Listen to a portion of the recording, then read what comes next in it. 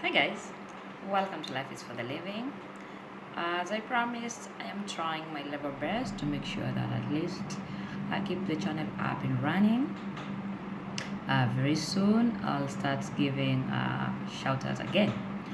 Now, today I want to talk about how easy or how difficult it is to adjust to life after maybe working in the diaspora. Now, for me, let me first of all talk about some of the changes that have happened to me since I started working out like continuously, and how it has impacted on my social life, and or what happens to me when I go back home. So usually this is like my 8th year. Let me say I worked out for like 7 years. Let's say, okay, first of all, 6 years I was away. I would just go home occasionally, like once in a year. So I would go home for like 2 months and then come back. So I'll just be in Kenya for like 2 months, and then the whole of 10 months I'm away for like 5 6 years continuously. And then during the COVID periods, I was home for a year, and then I came back. So this is like my seventh, 8th year. Anyway, now, is it easy to like just when I go back home? The answer is really no. Now, having been away for like a long time, usually even the people that I used to call friends, you lose touch, because you know you've been away for a long time. People have moved on. People have their priorities are readjusted. It's not like when we would like meet after work, like or hang out over the weekend. So people have their own plans, minus me in it. So whenever I go back home, I start looking for people. Sometimes they're busy, I understand, and that time I'm free. Probably I'm on leave, so it's not the same. And also, now, the problem is not even just friends, it's like societal expectations. Now, usually, and I think people who work outside the country, and not even outside the country, let's say even if you're working in the city, people in the village, the fact that you work away from home, they have expectations of you. They always feel like the fact that you work away, it means you're making a lot of money, you are tuned. Now it's even worse when you're outside. People assume like the moment you board the plane, there's a tree somewhere where people just plug dollars or euros or whatever currency that you bring home with, not knowing that there's a lot of sacrifice that people do out here.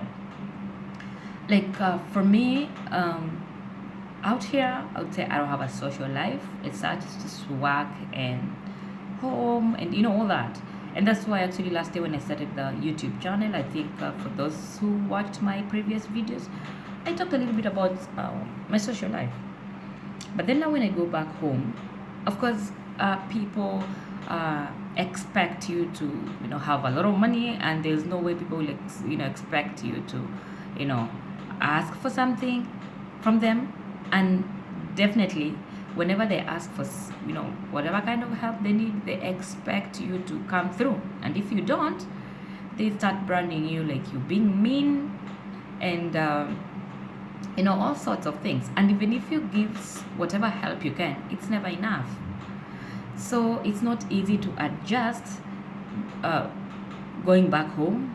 And worse is, especially like let's say if you've lost your job or something. Now let me give you a practical scenario of what happened.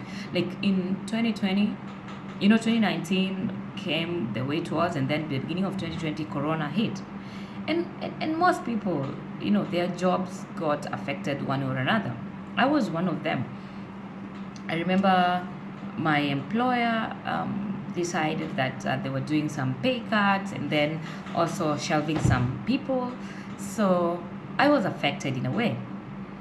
So I remember that year I stayed home. That's why I said I stayed home for a year during the COVID period, because of some of the adjustments that I wasn't comfortable with. So I decided, no, I'll quit the job or something. So I Went back home, and then I started doing my stuff. That's when I was setting up my farm. That's when I started constructing. But now, to some people, and actually very close family friends, once people see you at home for a long period of time, they're like, oh, look at what life has done to her. Now she no longer has money. People say stuff. I was even shocked. The thing is, yes, I wasn't going back to the same job, but I had offers to another job, but then I decided to take some time off. So that year I was setting up a lot of things, but then a lot was said in a short period of time that I was like, usually I don't have a lot of associations when I go back home, but people somehow always find ways to come up with things. So I had things. Now that got me thinking, like, what if I permanently had lost my job and I didn't have any money? I mean, how much more would people have said?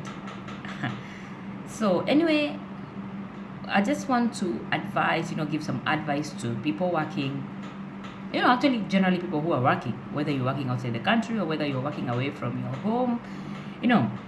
As I said, people expect a lot, and they don't, expect probably no for an answer when they ask for something. And even when you decide to give no, just know that when you decide to ask for help from people, it might not be forthcoming and people will talk. So how do we avoid that? One thing that helped me, avoid, even asking for help, is prior to me coming here, there was a time I stayed without a job. It is what it is. My job has been like on and off for years. Sometimes you're working, sometimes you're not working, sometimes you're working and you just quit the job because of maybe the working conditions. So usually what I do is there's a job I was working before I came here, and the conditions were not good. Like the pay used to come late, and sometimes this used to be very difficult to manage. So I decided I quit the job, and from then I told myself, like, based on maybe the savings that I had, actually I was able to sustain myself until I got another job. So the advice I have for people is, one, whenever you're working, that's like your rainy day. Save, invest, because out there, once you leave your job, it's not going to be easy. People are going to talk, even the people who actually the first people to say things and negative things about you are these people who you were helping when you are in a position too. So just know that don't expect anyone to be nice to you when you lose your job because you used to have them. No, it doesn't work that way. They won't, or at least mine don't. So what I do, every time I have an engagement, let's say a job, I treat, like, let's say I've signed a contract, let's say a 2-year contract or a 1-year contract. I treat it as my last contract. So what do? Whenever I get my paycheck, I always assume, what if this was my last paycheck? What can I do with it?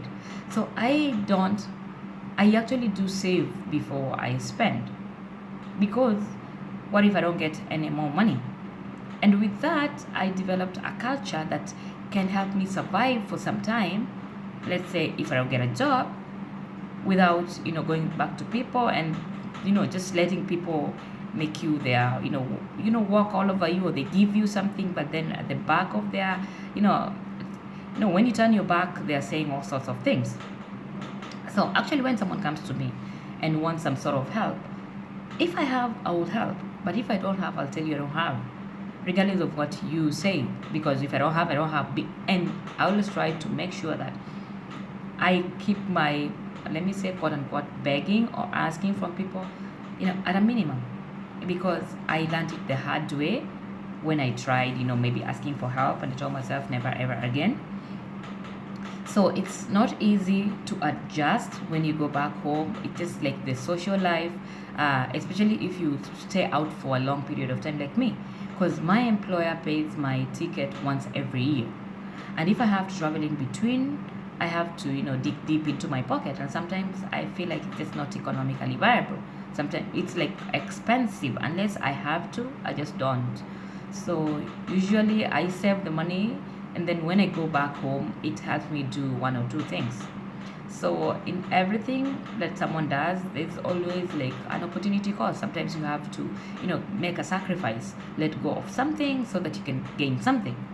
But then when it comes to adjusting just way back, at home, for me, like this thing came from a friend who was like having struggles adjusting. Even right now, the person hasn't gotten a job since the COVID time, and he was telling me that when he had a job, he was helping a lot of people, and now nobody wants even to pick his calls. So I said, yeah, it happens. And now he's having a rough time adjusting back at home because he'd been away for a while, and he really had not done a lot of investments, so what I'm advising people is, like, whenever you have something going on for you, treat maybe your contract as the last contract, so that when you renew, at least like, it's something that it's unknown. You don't know whether you'll have your contract renewed. You don't know whether you'll have your next paycheck. You don't know what's going to happen. Things change a lot nowadays. So what I'm advising people to do is just live knowing that nobody out there is going to help you with the same energy that you were helping them with. And people will always expect a lot. Just remember, you are not an NGO, if I would put it that way. You can just help to the extent that you can help. Don't drain yourself, because nobody will drain themselves helping you. And especially those people you've been helping will be the first people to talk of how you are not helping them the way they will make up stories about the way you never used to do stuff for them, even if you used to help. And even if you never used to help anyway, your life is your life. What I'm saying is, you have to plan for the little that you get for the future, because things can change. Because, like, for instance, nobody expected COVID to come and see what it did to people. So that was a wake-up call to many, to me. And also, since before I had a similar situation where I didn't have a job, and then I saw how I was treated, I decided, like, every time I'm out of the country, or anytime I have a job, even if it's within the country, I just don't spend as if there is no tomorrow. I live knowing that if this was my last paycheck, then it should be able to sustain me up to a certain extent. So guys, like, I hope you got a tip from there. Let's learn to invest more, save more, invest more, spend less, and spend on things that are really necessary. But that doesn't mean you have to be mean to yourself. Once in a while, treat yourself, but just don't be the party after party kind of person.